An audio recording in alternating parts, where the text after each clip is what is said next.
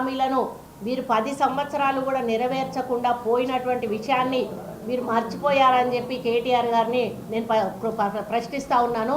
మరి ఇంకా మాకు ఇప్పుడే అధికారంలోకి వచ్చాము, లాభాల్లో ఉన్న తెలంగాణను అప్పుల పాలు చేసి ఈరోజు మాకు వదిలిపెట్టారు. ఒక పక్క అప్పులు బ్యాలెన్స్ చేసుకుంటూ అభివృద్ధి కోసం ప్రభుత్వం ముందుకు నడుస్తూ వెల్ఫేర్ యాక్టివిటీస్ని ఈరోజు ప్రజల్లోకి తీసుకుపోతూ మరి ఎంత కష్టపడతా ఉందో అధికారంలో ఉన్న మాకు తెలుసు. మరి ప్రజల సొమ్మునంతా దుర్వినియోగం చేసి ఈరోజు మీరు కోట్లు దండుకొని ఒక పక్క నీ బిడ్డ లిక్కర్ స్కామ్లో మరి 100 కోట్ల కోసం జైల్లోకి పోయింది, నీ కొడుకేమో ఫోన్ ట్యాపింగ్ చేసుకుంటూ ఈరోజు ఎంతోమంది హీరోయిన్లు అటువంటి వాళ్ళను కూడా బ్లాక్మెయిల్ చేసి కొంతమంది అధికారులను ఈరోజు బలి చేసి వాళ్ళ ఉద్యోగాలు పోయి జైళ్ళలోకి పోయేటువంటి పరిస్థితి తీసుకొచ్చిండు. మరొక పక్క కాళేశ్వరం మేడిగడ్డ గట్టి మరి మీరు మొత్తానికి కాళేశ్వరాన్ని మేడిగడ్డను కూడా ఈరోజు కూల్చాలా ఏం చేయాలో తెలియనటువంటి పరిస్థితుల్లో మీరు వదిలిపెట్టిపోవడం అనేది చాలా బాధాకరం.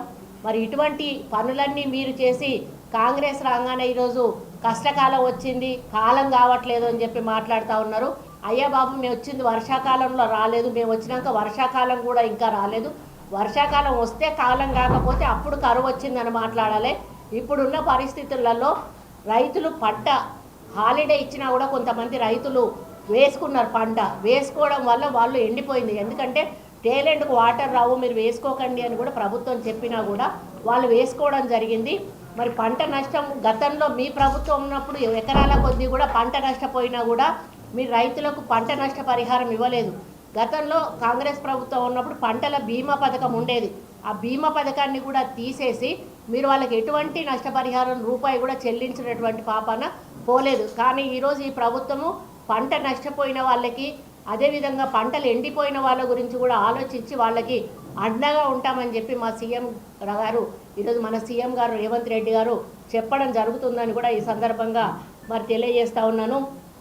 9.5 సంవత్సరాల్లో మీరు చేసిందంతా కూడా మోసపూరితమైన పాలన, మభ్యపెట్టి ప్రజలను మరి మీరేమో చేస్తున్నామని కలరింగించుకుంటూ కేవలం మీ 4 కుటుంబ సభ్యులు మాత్రం బాగుపడి మరి ఈరోజు తెలంగాణను నష్టాల ఊబిలో కూరుకుపోవడమే కాకుండా ప్రజల సొమ్మంతా కూడా దుర్వినియోగం చేసినటువంటి చరిత్ర, మరి కుంభకోణాల్లో కూరుకుపోయినటువంటి చరిత్ర మీ ప్రభుత్వాన్ని.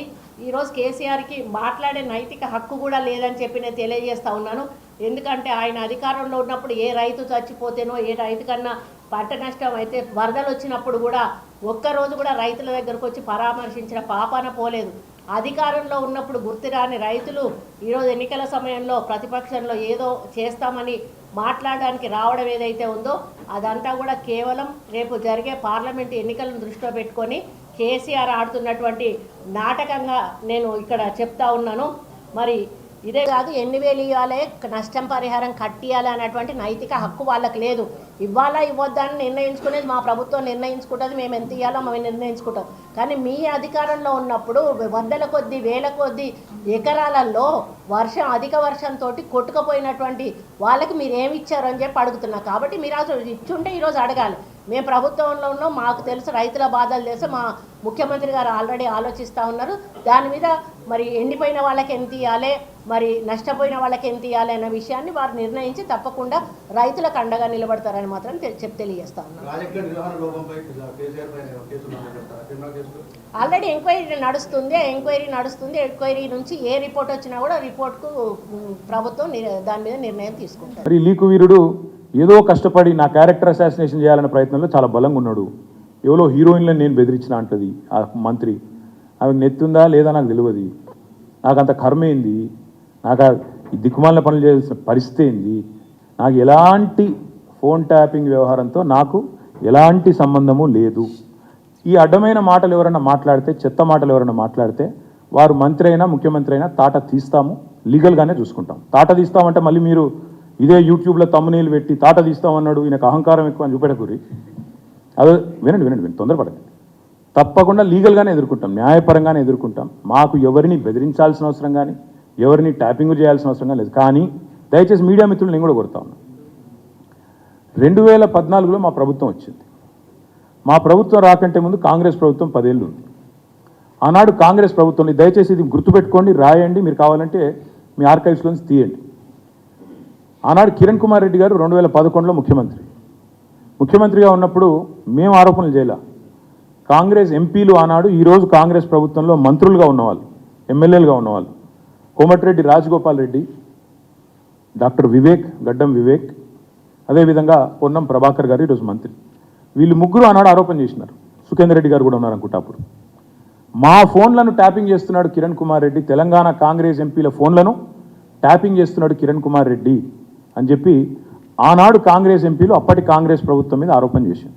సరే, ఆ తర్వాత ముఖ్యమంత్రి గారు నేను చేయట్లేదు అన్నాడు, అది వేరే విషయం. నేను రేవంత్ రెడ్డి గారిని కూడా కోరుతా ఉన్నా, మీరు 2014 నుంచి ఎందుకు, అంతకుముందు మీ వాళ్ళే ఆరోపణ చేశారు కదా, 2004 నుంచి తీయండి. ఫోన్ ట్యాపింగ్ ఏమేమి జరిగింది, ఎక్కడెక్కడ జరిగింది, 2004 నుంచి ఏమేమి కుంభకోణాలు జరిగినాయి, లంబకోణాలు జరిగినాయి అన్నీ తీయండి. ఇంకొక మాట కూడా నేను మిత్రులారా మీకు గుర్తు చేస్తా ఉన్నా, అధికారులు మారలేదు, ప్రభుత్వం మారింది, పార్టీ మారింది. ఇదే శివధర్ రెడ్డి ఈరోజు ఇంటెలిజెన్స్ డీజీ అనుకుంటే ఇప్పుడు ఆయన, ఆనాడు ఇంటెలిజెన్స్ ఐజీగా ఉన్నారు కేసీఆర్ గారి గవర్నమెంట్లో. ఈరోజు టీఎస్పీఎస్సీ చైర్మన్గా ఉన్న మహేందర్ రెడ్డి గారు ఆనాడు రాజశేఖర్ రెడ్డి గారి గవర్నమెంట్లో ఇంటెలిజెన్స్ ఐజీ, ఆ తర్వాత మా ప్రభుత్వంలో డీజీ, హైదరాబాద్ సిపి. మరి ఈరోజు డీజీపీగా ఉన్న రవి గుప్తా గారు ఆనాడు హోమ్ సెక్రటరీ.